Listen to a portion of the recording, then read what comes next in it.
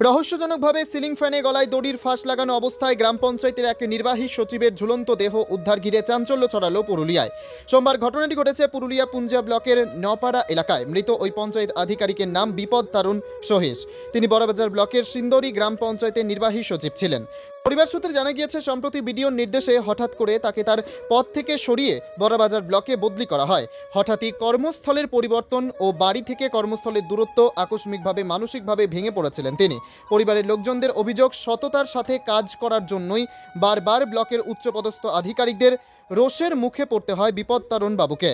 গত রবিবার কাউকে কিছু না জানিয়ে নিজের পৈতৃক বাড়ি পুঞ্জা থানার নপাড়া গ্রামে আসেন তিনি। তারপরেই আজ সোমবার সকালে ওই পঞ্চায়েত আধিকারিকের ঝুলন্ত দেহ উদ্ধার করে গ্রামবাসীরা। মৃত্যুর আগে তিনি একটি ইঙ্গিতপূর্ণ ফেসবুক পোস্ট করেন নিজের প্রোফাইলে। আর এখান থেকে তার কর্মস্থলের পরিস্থিতির চাপ সৃষ্টি হচ্ছিল বলে মনে করছে তার সহকর্মীরা। পুলিশ তার দেহ উদ্ধার করে ময়নাতদন্তের জন্য আজ পুরুলিয়া দেবেন মাহাতো মেডিকেল কলেজ ও হাসপাতালে নিয়ে আসে। সেখান থেকে মৃতার মেয়ে অভিযোগ তোলেন তার বাবার প্রতি আধিকারিকরা চাপ সৃষ্টি করছিল, তার জন্য এরকম ঘটনা ঘটেছে। যদিও এ বিষয়ে থানায় কোনো লিখিত অভিযোগ জমা পড়েনি। যদিও গোটা ঘটনার তদন্তে নেমেছে পুঞ্জা থানার পুলিশ।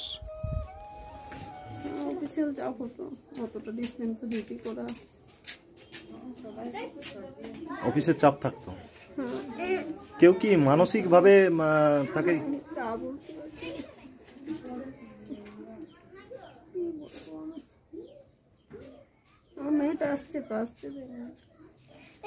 কিন্তু আপনার মেয়ে তো বলছেন যে মা জানেন অনেক বিষয়। কোন কোন বিষয়ের কথা বলছেন? আমার তো এখন মাথায় আমার কোনো কাজ হচ্ছে না, আমি কিছু বলতে পারছি না, আমি বুঝতে পারছি না আমি কি বলবো কি করবো। আমি আমার কি বলেছে আমি এখন আমার ভালো লাগছে না। আমার বাবা গতকাল বার হয়েছিল বাড়ি থেকে। বাবার পোস্টিং ছিল সিন্দ্রিজিপিতে, আর এখন বাবার বর্তমানে পোস্টিং হচ্ছে বড়বাজার ব্লকে। তো বাবার বড়বাজার ব্লকে পোস্টিং থাকা সত্ত্বেও আমার ডিউটি আমিও হচ্ছে একজন গভর্নমেন্ট এমপ্লয়ি। তো আমার ডিউটির সুবিধার্থে আমরা আপাতত মানবাজার 1-এ প্রপার মানবাজারেই থাকছি, শিফট করেছি। এরপর এরকম অবস্থায় বাবার আমাদের বাড়ি যেহেতু নপাড়াতে, বাবার বয়স 57, তো এই জন্য পুরো ডিউটি শিডিউলটা বাবার কাছে খুব টাফেস্ট লাগছিল কদিন ধরেই।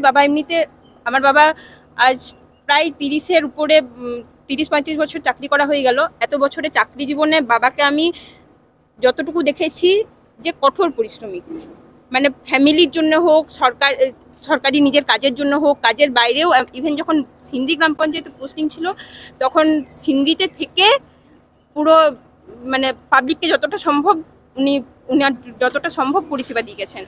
এত সত্ত্বেও উনি আপাতত যেহেতু বড়বাজারে পোস্টিং, আর ওনার জন্য ডিউটি শিডিউলটা অনেকটা টাফ হয়ে যাচ্ছে, ডিস্টেন্সটা অনেক বেশি, নিয়ার অ্যাবাউট 94 কিমি হবে যাতায়াতে নপাড়া থেকে। তো এইসবের কারণে, আর তার সাথে শুধুমাত্র কাজ না, কাজের সাথে আমার মায়ের মুখ থেকে সকালে শোনা কথা, আমার কাছে কোনোদিন বাবা এইসব ব্যাপারে কিছু ডিসকাস করেননি, বা আমি বাবাকে দেখি ডিসকাস করেননি। কোনো রিটিন বয়ান নেই, কোনো হোয়াটসঅ্যাপ মেসেজ, কোনো কিছুই নেই, কোনো ডকুমেন্ট প্রুফ ছাড়াই বলছি। শুধুমাত্র বাবাকে ডিউটি টাইমে ওই অফিসিয়াল কোনো প্রেশার, সেটাও মেন্টালি টর্চারের প্রেশার করা হতো। আমার কাছে প্রপার ডকুমেন্ট থাকা নেই, এটা মায়ের সাথে কনফারেন্স করলে বেটার জানা যাবে। আমি এক্ষুনি কারোর নাম বলতে চাই না, হ্যাঁ আধিকারিক, অবশ্যই আধিকারিক। তো এইসবের কারণেই আমরা যতদূর অনুমান করছি যে বাবার সাথে এরকম একটা দুর্ঘটনা ঘটলো। Video Burrabazar memo number 1924/7 dated 5/7/2024 বিপদ তারুণ সহিসের এগেনস্টে একটা অর্ডার জারি করা হয়। উনি এক্সিকিউটিভ অ্যাসিস্ট্যান্ট সিন্দ্রি গ্রাম পঞ্চায়েত, ওনার প্রমোশনাল পোস্টিং হয়েছিল, ঠিক আছে, গত 2022 সালের নভেম্বর মাসে। তারপর ওনাকে এখানে পোস্টিং দেওয়া হয়। তারপর উনি পঞ্চায়েত থেকে 50 মিটার দূরত্বে ভাড়া বাড়িতে থেকে একটা সার্ভিস দিচ্ছিলেন।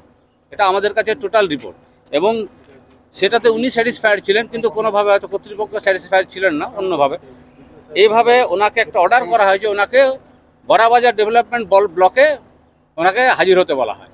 একটা এক্সিকিউটিভ অ্যাসিস্ট্যান্টকে উইদাউট এনি ক্ল্যারিফিকেশন, কী কারণে, যদি কোনো তার গ্রাউন্ড আছে, সেই গ্রাউন্ড ক্ল্যারিফাই না করে তাকে হঠাৎ করে ওরকমভাবে ওখানে যেতে বলেন, এবং তারপরের থেকে ওনাকে মেন্টালি কিন্তু হ্যারাস করা যাচ্ছে এবং হিউমিলেট করা হচ্ছে।